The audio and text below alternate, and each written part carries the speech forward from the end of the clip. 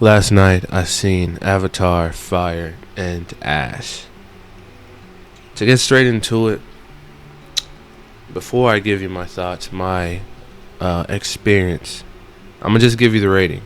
On a scale of 1 to 10, and I talked about this on live last night, I will give this movie a 6 or 7. No pun intended. It wasn't average. It wasn't outstanding, it wasn't great, but it was still a good watch.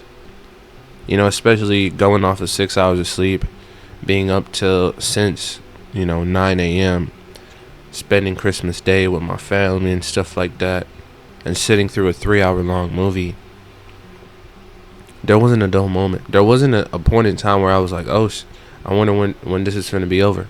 Like, I legit was sitting there, because, in some theaters, at least the one that I went to, they bring you your bill 30 minutes before the end of the film. I would remind myself, like, oh, they ain't brought me my check yet, so I know we still got more juice to go. You know what I'm saying? That would, give me hype a little bit. So now we get into the experience, right? As I said, Christmas Day, we had Christmas dinner. After that, I went straight to the movie house. Pulled up, went in. There was a whole bunch of people on either side of the walkway. Maybe they were waiting on the theater to be cleaned. Anyways, I give them a ticket. I go inside. And for the first time in a while, I was in a packed theater. Like, legit, when I was getting my tickets, it was like 4 people on this row, right? 1 empty seat. And then the entire rest of the row was filled up. I was like, bro, that's my seat right there. I found my seat. I sit down. I ordered me some food. And the movie was, it was good. And now we're going to teeter into spoiler territory. Alright? So beware if you haven't seen it. Would I recommend you going and watching this movie? Yes, I would. I will say, Avatar 1 was its own monster. It was something beautiful. Something that was a spectacle. Something that, for its time, was way ahead. And then we had this long period, this long gap of, I forgot exactly how many years it was. And then we seen the trailers for Avatar 2. Knowing how good Avatar 1 was, we were like, up for it, ready for it. And it did not disappoint. Way of Water, it brought you exactly what you were expecting, if not more. Great film. And so, for the next year, or has it been 2 years since Way of Water? It's been 2 years, right? Something like that. For, not too long after them to drop a third film, the marketing wasn't too much, they weren't trying to hype it up too much. At least on my end, I didn't see that many ads. I went in kind of not knowing exactly what to expect, not knowing where the story was going to go, but I seen 1, loved it. Seen 2, loved it even more. And so going into 3, I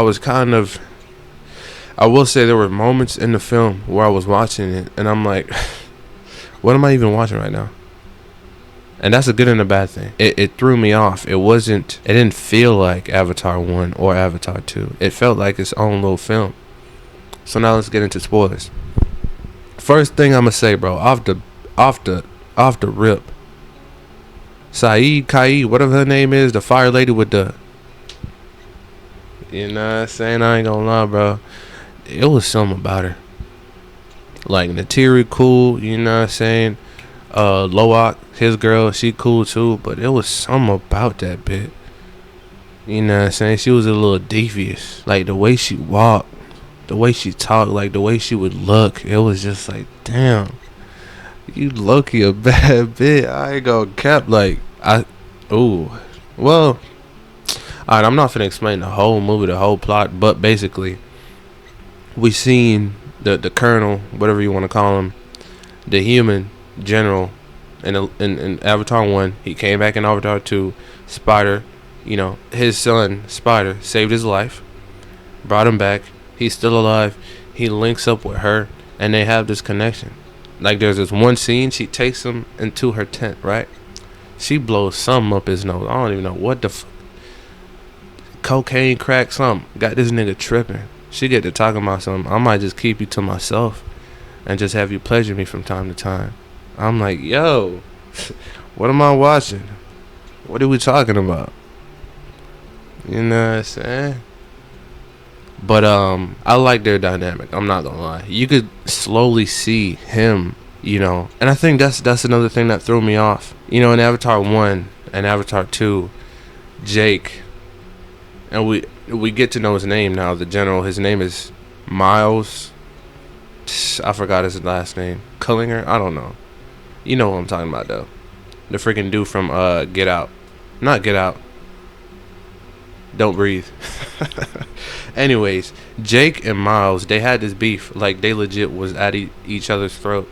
But in Avatar 3, there's many moments where they're like working together. Typically, it's because Spider's in danger. He still sees him as his son, which he technically is. And so he would have to team up with Jake to, help his son out. And I think that's another thing that was kind of warring within me, because I'm like, okay, now what? Like, yes, we have this war between the Na'vi people and the humans trying to take over the planet, but like the main beef was between Jake and Miles, and now that's kind of like wishy-washy. There was another moment where I'm not even finna say that. There was a number of moments where I was like, what am I watching? Like, I wasn't expecting this. I wasn't prepared for this. I was coming into this movie thinking it was going to be something like Avatar 2. It's us versus them, and that's more so the plot. Yes, there's little side plots, trying to get accustomed to the new way of life. They've been in the trees, so now they need to learn the way of the water. But this movie, it kind of was like that, but not too much. But yeah. I'd probably say my favorite part is seeing Fire Lady on screen. If I'm being honest. And she's alive. At the end of the movie, she doesn't die. So I'm low-key happy for that. You know what I'm saying? But anyways, Avatar, Fire and Ash. It didn't knock my boots off, but it was a good film. Would I pay to watch it again? And I'm gonna just be blunt, no. Now, if I down the line just so happen to have Disney Plus and it comes on, I might check it out.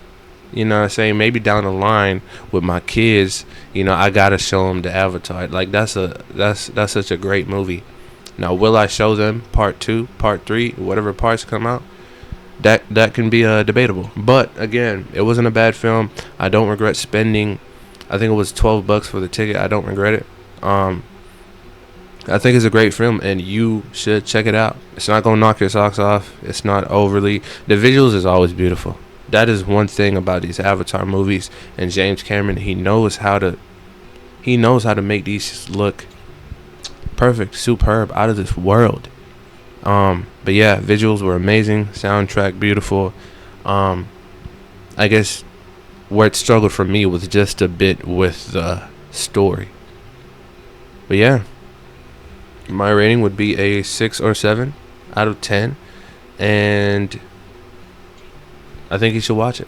But that'll be it for the video. If you guys made it this far, feel free to leave a like, comment, subscribe. Stay tuned for some more if you'd like to see my reactions to different pieces of content. I'll leave a link in the description down below. Check it out. Let me know what you think.